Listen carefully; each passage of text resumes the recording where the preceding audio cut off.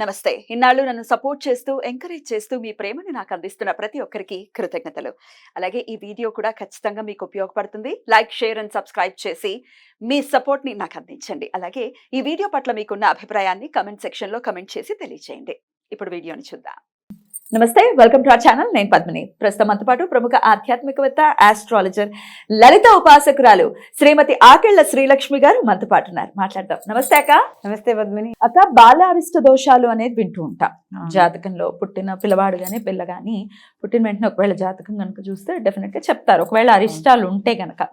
అసలు ఏంటి బాల అరిష్ట దోషాలు అంటే? దానికి రకరకాల క్రతువులు కూడా చెప్తారు. అందరూ ఎఫోర్ట్ చేయగలుగుతారు, కొంతమంది చేయలేకపోయే వాళ్ళు కూడా ఉంటారు కదా. మరి ఆల్టర్నేటివ్ ఖచ్చితంగా ఉంటుంది. ఆ ఆల్టర్నేటివ్ ఏంటి అనేది కూడా తెలుసుకుందాం. అలాగే అసలు ఈ బాల అరిష్ట దోషాలతో కనుక పిల్లవాడు పుడితే, లేకపోతే అమ్మాయి కనుక పుడితే ఎట్లాంటి ఇబ్బందులు ఫేస్ చేస్తారు అని అనుకోవచ్చు? సహజంగా అంటే మనకి ఇప్పుడు బాలారిష్ట దోషాలు అంటే మనకి దాంట్లోనే ఉంది.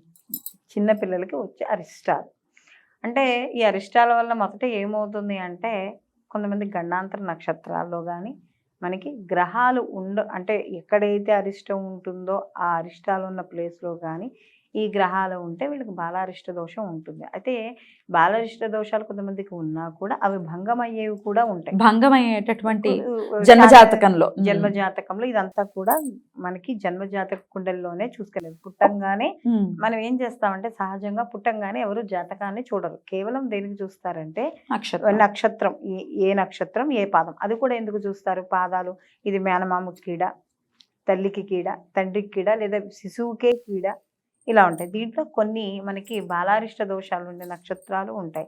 సో ఇలాంటి వాటివి ఏమైనా ఉన్నాయా? శాంతి నక్షత్రాలు అంటాం మనం చెప్పడం. ఇప్పుడు ఆశ్లేష, రేవతి ఇలాంటివన్నీ కూడా మనం శాంతి నక్షత్రాలు, వీళ్ళకి పూర్ణ శాంతి చేయాలి అని మనం చెప్తాం. చేయాల్సినటువంటి నక్షత్రాలు, కంపల్సరీగా చేయాల్సిన నక్షత్రాలు. సో ఇలాంటి నక్షత్రాలు కానీ వాళ్ళు ఎవరైనా పుట్టిన అంటే ఆ పాదాలు ఒక్కోసారి ఒకటో పాదానికి రెండో పాదానికి బాగుంటుంది, మళ్ళీ మూడో పాదంలో పుట్టేటప్పటికి వాళ్ళకి దోషం ఉంటుంది. శిశువుకే దోషం ఉండొచ్చు, తల్లికే దోషం ఉండొచ్చు.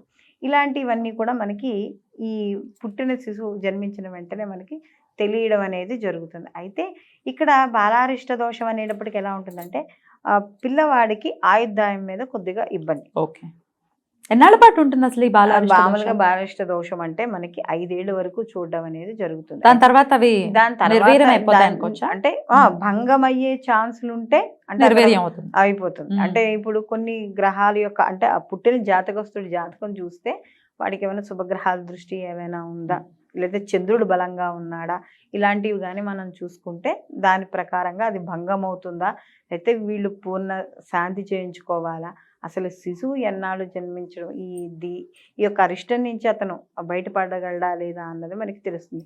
ఇప్పుడు కొంతమంది చూడండి పుట్టిన వెంటనే పోతారు, కొంతమంది 2.5 సంవత్సరాల వరకు ఉంటారు, కొంతమంది 4 ఏళ్ళ వరకు ఉంటారు, కొంతమంది పాపం ఒక 10th ఇంటర్మీడియట్ అయిపోయి అంటే ఇంకా వాళ్ళకి దోషం అలాగే కంటిన్యూ అవుతుంది. అంటే నక్షత్ర శాంతి ఎప్పుడైతే మనం పుట్టినప్పుడు చేయించుకుంటామో దాని నివారణ అనేది తగ్గుతుంది. అంటే కొంత అల్పాయుర్దాయంతో పుట్టే వాళ్ళు ఉంటారు కొంతమంది, అది కూడా కొంత చాలా తక్కువ టైంలో పిల్లలు వెళ్ళిపోవడం అనేది జరుగుతుంది. ఆస్ట్రాలజికల్ గా చెప్పండి, ఏ గ్రహాలు ఎక్కడ ఎగ్జాంపుల్ కి మామూలుగా ఇప్పుడు చంద్రుడు అష్టమంలో ఉన్న, గురువు గాని మనకి 3లో అంటే తృతీయ స్థానంలో ఉన్న, ఇలాంటి అంటే కొంతమంది ఏంటంటే గురుబలం ఉంటే సరిపోతుంది అని వీళ్ళు అనుకుంటారు.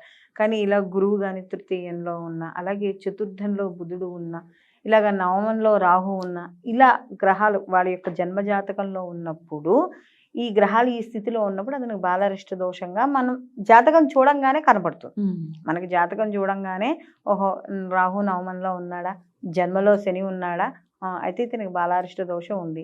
అయితే ఇది భంగం ఫస్ట్ జాతకస్తుడు చూసేది ఏమిటంటే దైవజ్ఞుడి దగ్గరికి వచ్చినప్పుడు అసలు దీనికి భంగం అయ్యే ఛాన్సులు ఏమైనా ఉన్నాయి. ఎందుకంటే మేము జాతకం చెప్పేటప్పుడు కూడా మేము చూసే జాతకం బాగుండాలని దండం పెట్టుకునే చూస్తాం. మేము కూడా అమ్మవారిని ప్రార్థించే చూసేది, ఎందుకంటే ఏదైనా మనకి ఆ అమ్మవారి పలికించాల్సిందే మనకి. కాబట్టి ఆ నవగ్రహాలకి ఒక నమస్కారం చేసుకుని మనం చెప్పింది ఎక్కడ ఈ జాతకంలో చెడు ఉండకూడదు అనే ఒక పాజిటివ్ వేతోనే మనం చూడడం అనేది జరుగుతుంది.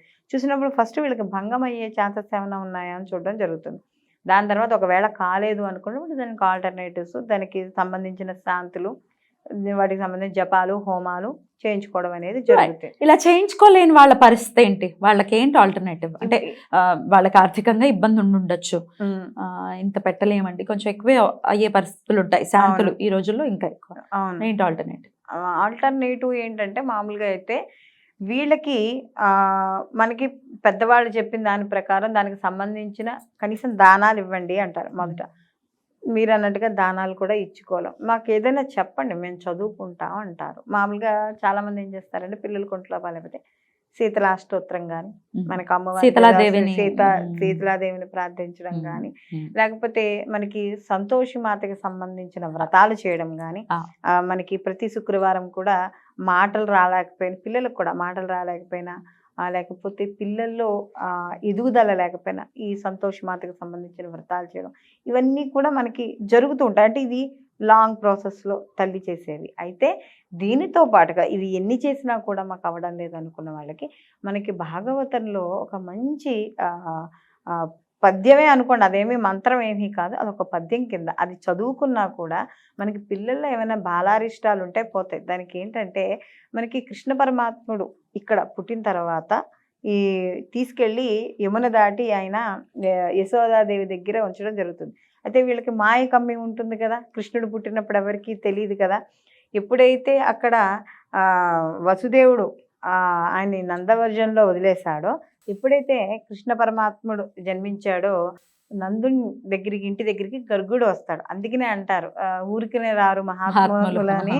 అప్పుడు గర్గుడు వచ్చిన తర్వాత అంటాడు, అప్పుడు గర్గుడు ఈ యొక్క శ్లోకాన్ని చదవడం అనేది జరుగుతుంది. ఇప్పుడు నేను చెప్పే శ్లోకం నేను చెప్తాను, అది ప్రతిరోజు ప్రతి స్త్రీ కూడా తన తల్లి కావచ్చు, మనవల కోసం కావచ్చు, అమ్మమ్మలు కావచ్చు, నాయనమ్మలు కావచ్చు, అమ్మలు కావచ్చు, ఎవరైనా సరే పిల్లల్లో బాలారిష్ట దోషాలు ఉండి మేము ఆ పిల్లలకి ఏం చేసుకోలేకపోతున్నాం.